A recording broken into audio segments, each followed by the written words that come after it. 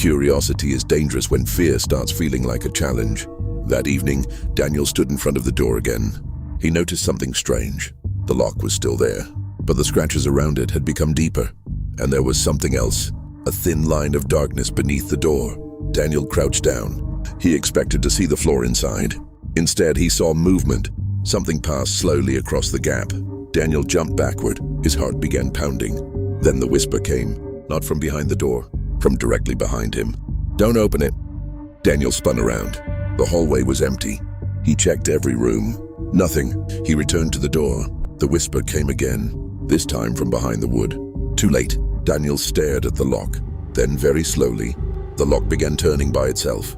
Part 3, 2:13 a.m. Daniel didn't touch the door. He didn't even breathe. The lock stopped turning. For several seconds, everything was silent. Then his phone vibrated. A message from the landlord. Only 4 words. "Leave the apartment now." Daniel stared at the screen. Before he could reply, another message arrived. "Do not open it." Then came a third. "Whatever you hear, don't answer." Daniel looked toward the locked door. Something scratched the other side. Slowly. 3 times. Scratch, scratch, scratch. Then a voice whispered his name. "Daniel." He backed away. The voice continued. "I know you're there." His phone suddenly lost signal. The hallway lights flickered. Once, twice, then went completely dark. Daniel reached for his phone flashlight. Before he could turn it on, the door handle moved. This time it wasn't slowly. It violently shook. The entire wooden door rattled inside its frame. Daniel ran toward the apartment entrance, but the front door wouldn't open. He pulled the handle again. Nothing. Behind him, the shaking stopped. Silence returned. Then came the sound he'd been dreading. A single click. The lock had opened. Daniel slowly turned around. The door was no longer closed. It was standing open by several inches, and from the darkness inside, someone whispered, "Come in." Daniel knew that voice, because it sounded exactly like his own. Part 4. The voice inside. Daniel stood frozen in the hallway. The door was open, only a few inches. Darkness filled the room beyond it. He could hear his own breathing. Then the voice came again. "Come in." It sounded exactly like him. Same tone, same accent, same quiet hesitation. Daniel stepped backward.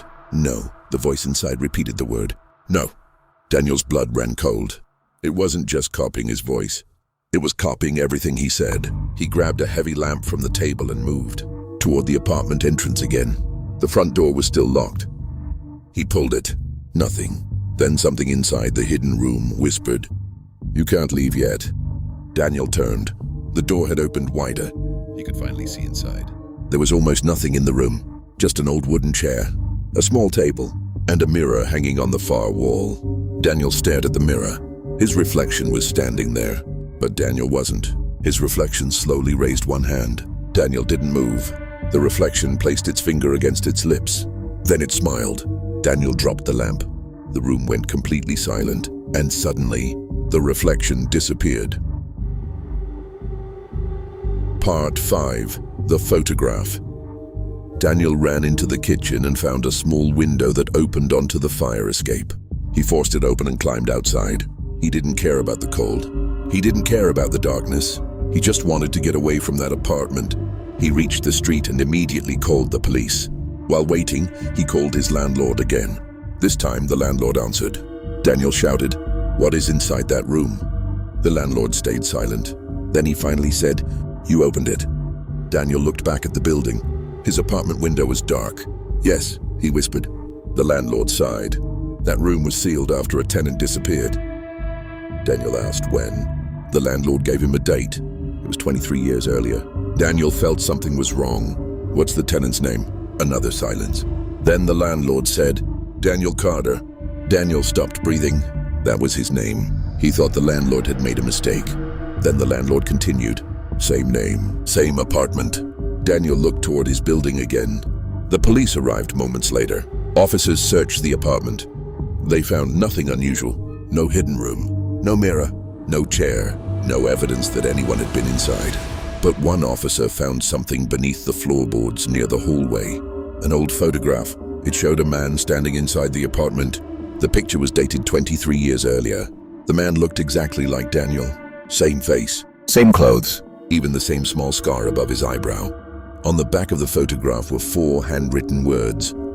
He opened it too, part 6, what the landlord never told him. Daniel refused to return to the apartment. The landlord eventually admitted the truth. 23 years earlier, a man named Daniel Carter had rented the exact same apartment. He complained about whispers behind the locked door. He heard them every night at 2:13. Eventually, he opened it and disappeared. The landlord had the room sealed. Years passed. Different tenants lived there, but every few years, someone reported hearing the same voice. Always at 2:13, always asking them to open the door. The landlord said he had learned one rule. The room didn't stay closed forever. Eventually, someone always opened it. Daniel asked the question that had been bothering him. Why did you rent the apartment to me? The landlord didn't answer. Daniel looked at him. Then the landlord finally whispered, because you weren't supposed to hear it. Daniel's face went pale. What does that mean? The landlord looked toward the apartment building. Then he said, the room doesn't choose people who live there. It chooses people who have already been inside. Daniel didn't understand until he remembered something. His childhood home, the hallway, the old wooden door, and the same voice. He had heard it when he was 8 years old. He had forgotten it. Until now. Part 7, the last recording. Daniel moved to another city. He changed his phone number. He deleted every photograph from the apartment. He never spoke about the room again. For several months, nothing happened. He started believing it was over. Then one night, while cleaning his phone, he found an audio recording. He didn't remember making it. The file was dated the night he opened the door. The recording lasted only 30 seconds. Daniel pressed play. At first there was nothing. Then he heard footsteps, his own footsteps. Then his own voice saying, who's there? A second voice answered, his voice. I'm still here. Daniel stopped the recording. His hands were shaking. He looked at the file information. The recording wasn't created on the night he opened the door. It had been created tomorrow. Daniel checked the date again. Tomorrow. Then his phone screen went black. A notification appeared. Recording saved. Daniel stared at it. He hadn't touched the phone. A new recording had appeared. He pressed play. This time he heard his own breathing. Then a whisper, very close to the microphone. Please. A pause. Open the door. Daniel slowly looked toward his bedroom. There was no door there, only a wall. Then came 3 quiet knocks. Knock, knock, knock, from inside the wall. Daniel never opened the wall. He never told anyone what happened next. But according to the landlord, the apartment remained empty. The locked room was sealed again. The mirror was removed. The floorboards were replaced, and the door disappeared completely. At least, that's what the landlord claimed. Because 6 months later, a new tenant moved into the apartment. On his first night there, at exactly 2:13 a.m., he woke up to a whisper. Please. He sat up. The voice continued. Open the door. The new tenant searched the apartment.